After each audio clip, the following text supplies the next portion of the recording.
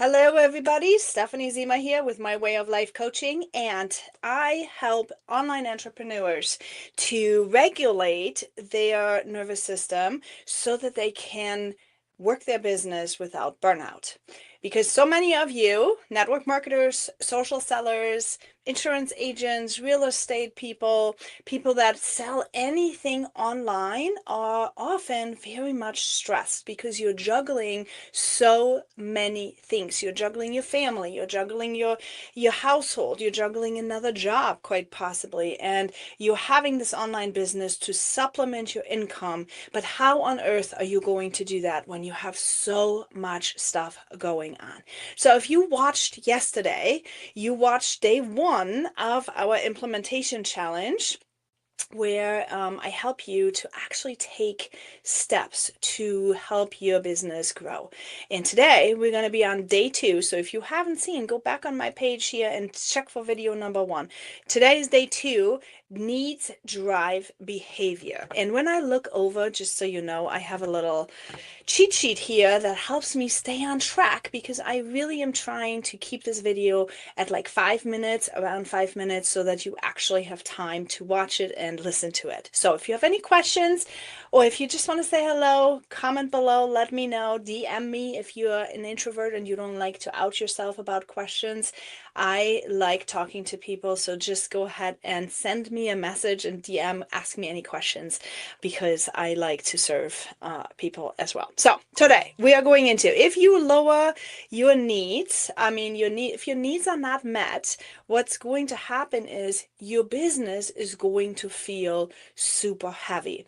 And I don't know if you had chances to hear me talk about the Maslow hierarchy of needs, where we are talking about the physiological needs. That's your basics, right? Your food and your sleep. And so many of us are running on empty, and then we're adding on this business on top of it.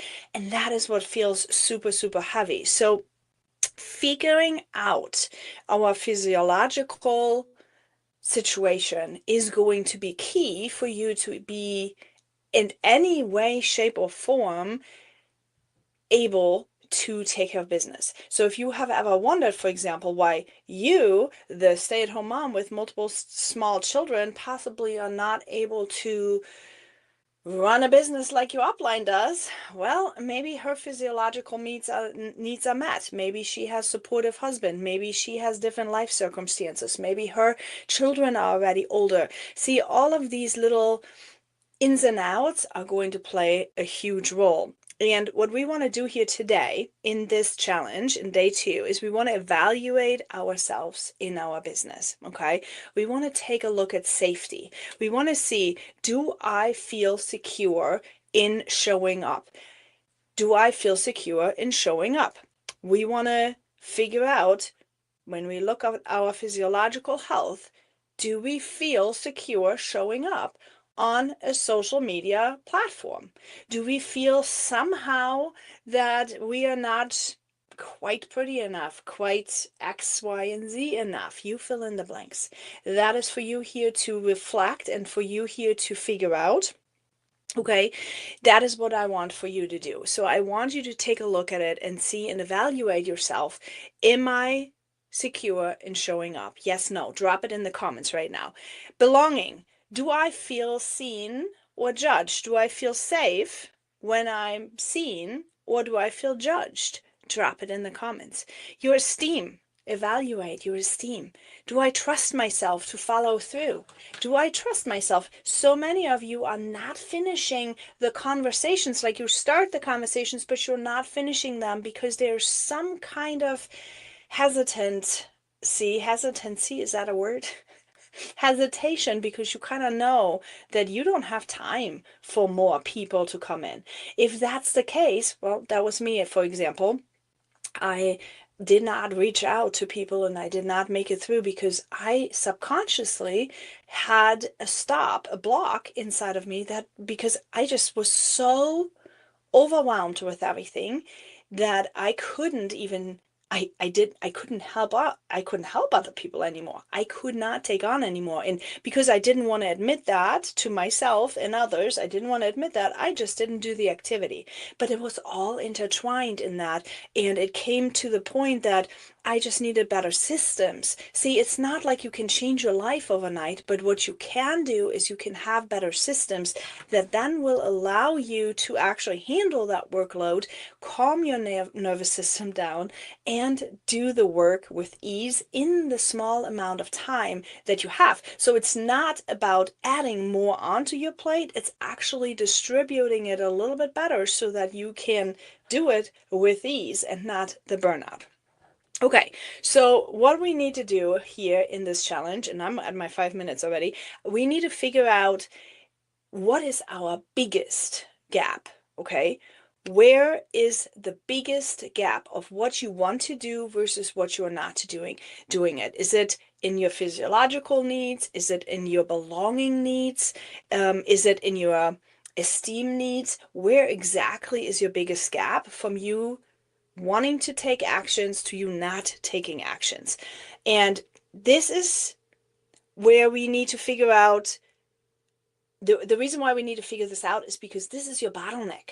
Okay, it's not your strategy that's wrong. It's not the lack of knowledge. It's really just the fact that there are subconscious beliefs in your identity that are coming from unmet needs. And when you figure that out, when you get into this, by the way, this is what I help my mentorship clients, right? To figure that out, because sometimes it can be hard to do it by yourself because you have blind spots, right? We have blind spots that allow us to function with whatever we got going on, but it doesn't really allow us to look around the corner and say, oh yeah, I could maybe change this way, and then it'll become easier, right? So that's the stuff that I work with my mentorship clients on.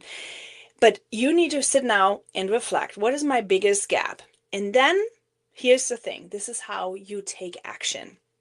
Do one action that supports that next level. So what does it look like? Your safety, maybe gentle action. Maybe you want to do a story post, or a soft share. Something that you consciously, and I know that you were scared of it before, but consciously decide, today I want to do it. Today I want to do it. What can be the next right thing that you could do that just teaches your brain that you stay safe? Because that is what it's really all about. You staying safe. And that is where we need to get to. Okay.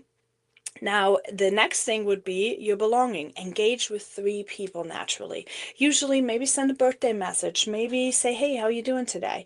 Maybe comment on somebody's stuff. Do something small that will let you be in a daily flow.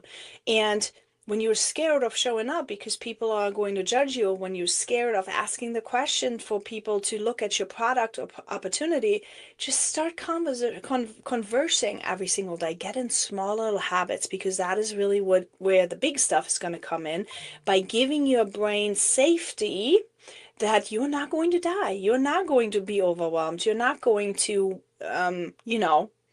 basically lose it all.